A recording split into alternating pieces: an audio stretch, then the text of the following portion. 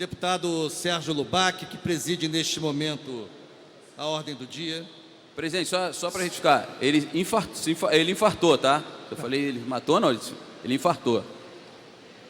Senhoras deputadas, senhores deputados, subo à tribuna para discutir em conjunto o projeto de lei 1552 de 2019 e o projeto de lei 1553 de 2019, ambos oriundos de mensagens do Poder Executivo, sendo o primeiro relativo à ampliação do prazo de vigência do estado de calamidade pública no âmbito da administração financeira e o segundo relativo à prorrogação da vigência do Fundo Estadual de Combate à Pobreza, o FECP. Em primeiro lugar, eu gostaria de ressaltar que não há previsão, deputada Renata, não há previsão constitucional nem legal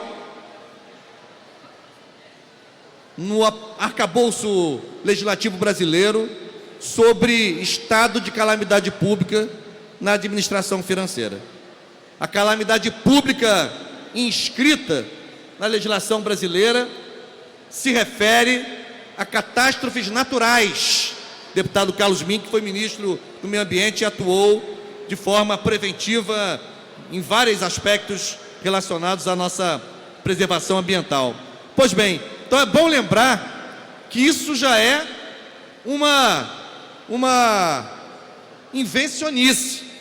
Não existe previsão constitucional nem legal sobre calamidade pública na administração financeira, deputado Sérgio Lubac. Isso é a primeira coisa, é sempre bom lembrar. Em segundo lugar, um Estado que enfrenta um quadro ainda grave, ainda difícil nas suas contas públicas, já foi calamitoso, já foi crítico, é verdade, não pagava servidores, passou uma temporada longa sem pagar salários, aposentadorias e pensões. Claro, já teve um momento mais duro, mas ainda estamos num momento difícil. Entretanto, a pergunta que é preciso fazer é a seguinte: afinal de contas, qual é o planejamento estratégico do governo do Estado para produzir, deputado Chicão Bulhões, que fez referência aqui, eu ouvi com atenção ao discurso de Vossa Excelência, fez referência recorrentemente ao fenômeno da despesa, mas não mencionou, e aí acrescento esse elemento, a importância de o Estado do Rio de Janeiro ser capaz de gerar receitas novas, duradouras, estruturantes, que só isso permanecerá, que por mais que se faça um esforço para cortar despesas que podem ser abatidas, que podem ser deduzidas, entretanto, o que resolve o problema da crise fiscal do Estado é que esse Estado tem um plano estratégico de desenvolvimento, de crescimento com distribuição, gerando receitas novas, robustas e duradouras. Isso até agora não apareceu no desgoverno Pezão, e com um ano de governo Witzel ainda não apareceu. Tanto é assim que na discussão do plano plurianual do PPA, muitos de nós assumimos a tribuna para dizer, olha, seria melhor discutir o PPA com base num planejamento estratégico. Só que a gente não teve até agora. Então, eu não quero dar, digamos, uma espécie de cheque em branco até 2023, olha aí, todo o governo do Estado, todo o período de vigência do governo, de mandato do governador, para que ele possa, como disse Luiz Paulo, ficar à vontade para não cumprir as disposições da lei de responsabilidade fiscal, que é a exceção que prevê a calamidade pública, na questão do pessoal, na questão de endividamento, né? Os 200% de endividamento limite, com base na receita corrente líquida. O Estado já passou por isso, já passou desse percentual há muito tempo.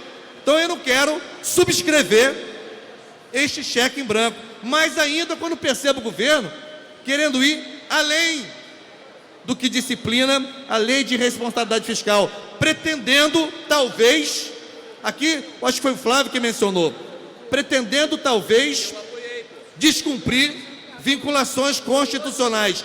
Não pode, deputado Eliomar Coelho, a calamidade na administração financeira é instituída por uma lei.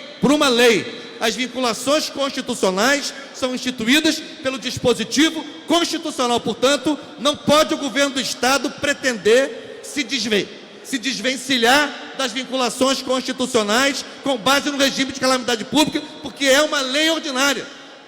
Não pode passar por cima de preceitos constitucionais.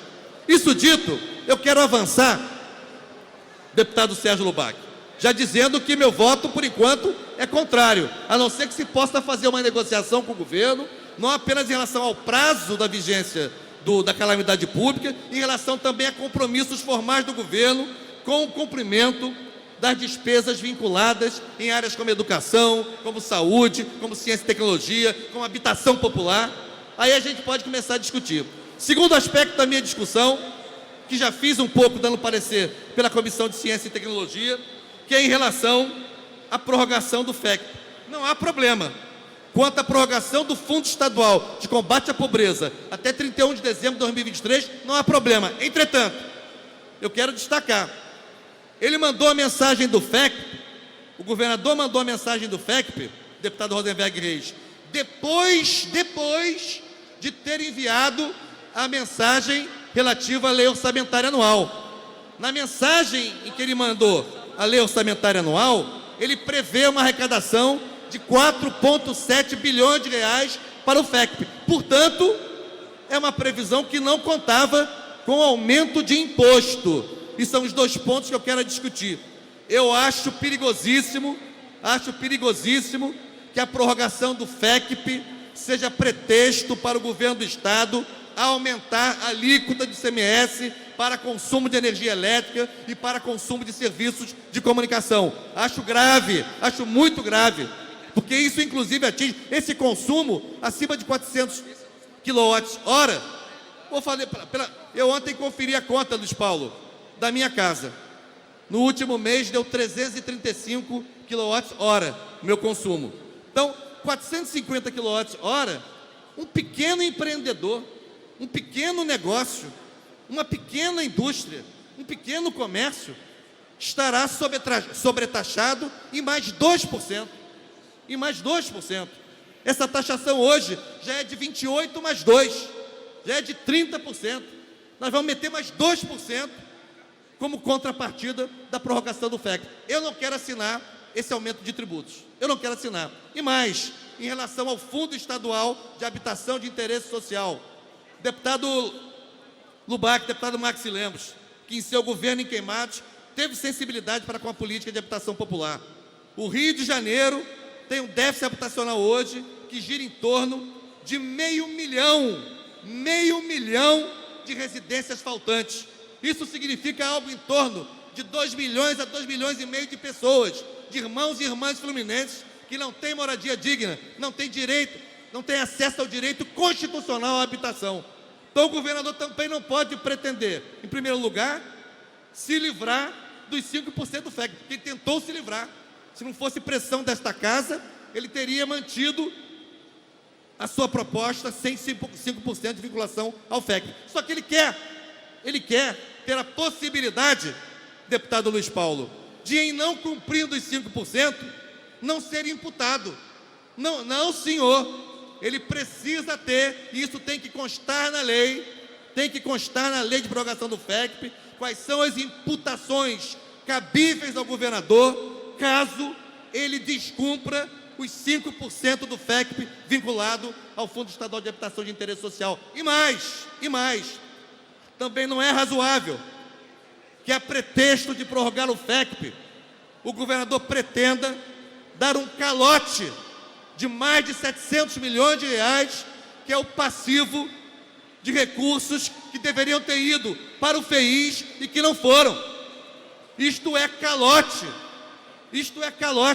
São despesas reconhecidas pelo Estado, empenhos liquidados, mas não pagos. Isto precisa acontecer. E mais ainda, não pode o governador pretender, é impressionante ele prever isso na mensagem, é de 5%, mas se eventualmente não cumprir 5%, cumprir 4%, cumprir 3,5%, o que não cumpriu não fica como dívida acumulada para o ano seguinte, não. Ele quer anular. Ou seja, nós não podemos tolerar, num estado como o Rio de Janeiro, tendo em vista as situações graves de déficit habitacional, de calamidades que mataram pessoas, tiraram suas habitações, tiraram sua dignidade, seja na região serrana, na Baixada Fluminense, em Angra dos Reis. Não podemos admitir que o governador pretenda ter esse poder discricionário, esse poder moderador, em detrimento da afirmação de um direito inalienável, que é o direito dos cidadãos e cidadãs fluminenses morarem com dignidade. Por isso nós vamos fazer aqui, já fizemos várias emendas e vamos empurrar essa discussão até o fundo para que a gente possa arrancar um texto digno, um texto razoável, que prorrogue o FECP, mas não anule a política de habitação popular, não aumente os tributos, as alíquotas já escorchantes do ICMS para serviços essenciais, como energia elétrica, e por isso é a discussão que quero fazer. Muito cuidado, que sob a aparência existe a essência dos fatos. Não vamos aceitar que isso seja feito, ainda mais, e aí concluo, no ritmo do governo.